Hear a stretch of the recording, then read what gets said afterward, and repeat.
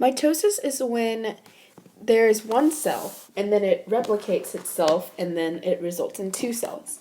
So to understand mitosis, we also have to know a little bit about the stages of the cell cycle. So there are 5 stages in the cell cycle. They are called G1, S, G2, M, and cytokinesis.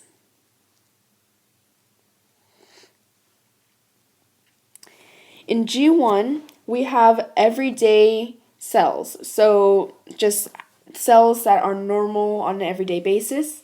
And the S phase is when the DNA starts replicating and it starts to double up, and now it's tetraploid, which means it has more than 2 sets of chromosomes. In the G2 phase, it also has normal metabolism. It's like the G1 phase, but it's getting ready to divide. And the M phase stands for mitosis. That's the one we're going to be talking about later, and that's when the nucleus divides. And then cytokinesis is when the whole cell divides as a whole, and then it results in 2 separate cells. So there are also 5 stages of mitosis, and the first stage is interphase.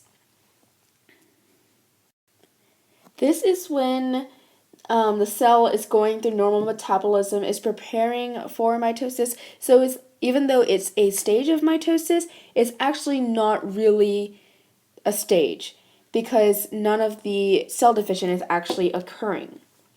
A cell in the interphase stage of mitosis will look like a jumbled mess when it's considering the chromosomes in the middle. You can't really find individual chromosomes because the DNA is still stretched out and it's not organized yet. In prophase, that's when the nucleus or the nuclear membrane starts to disappear and the chromosomes start to kind of organize themselves and condense, and they start moving towards the equator or the middle. So you can kind of make out individual chromosomes and sister chromatids, and you can kind of see that they look like chromosomes. And then the centrioles, which are part of cell division, they start to move toward the poles. If you look at it like a globe, they start to move toward their poles because they're preparing to stretch out, but that is at the next stage. In metaphase, the chromosomes reach the equator and the sister chromatids are all lined up.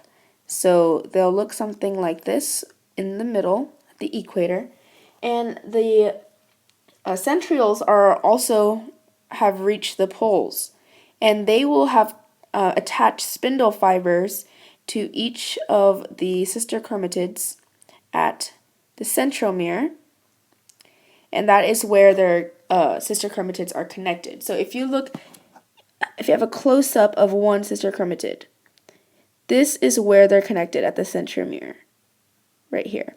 And they're connected with a kinetochore. So the spindle fibers, these lines here, they connect to the centromere and then they will start pulling the sister chromatids apart, but that happens at the next stage, which is anaphase.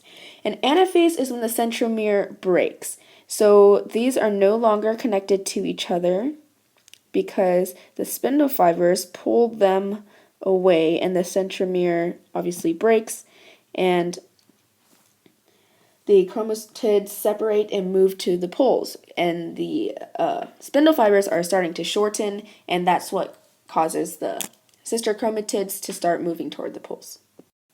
And the last stage of mitosis is called telophase, and this is when the chromatids have reached the poles and now the cell is starting to divide. You can kind of see a vague shape of 2 cells, but it's not actually divided yet. But the nuclear membrane reappears because it disappeared during prophase, and now it's becoming more prevalent and it's going to appear again to make 2 different nuclei.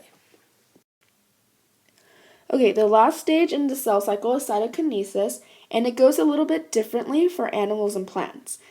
So in animals, the cell will start to pinch from the outside in. and pinch in half. So it will look something like this, and that is called a cleavage furrow right here when it starts to pinch in from the outside in. And then eventually it will divide, and then it'll be two separate cells. Plants are a little bit different because they obviously have a cell wall, and so what it looks like is when there is one cell that is ready to divide because it's already gone through all 5 stages of mitosis. We have the nuclear membranes already being formed, and they're at the poles. And then this cell plate starts to form in between them. So it's going to eventually split into 2, and this goes from inside out. So what to remember is that animals pinch themselves in half from outside in, and plants pinch themselves in half from inside out by forming a cell plate.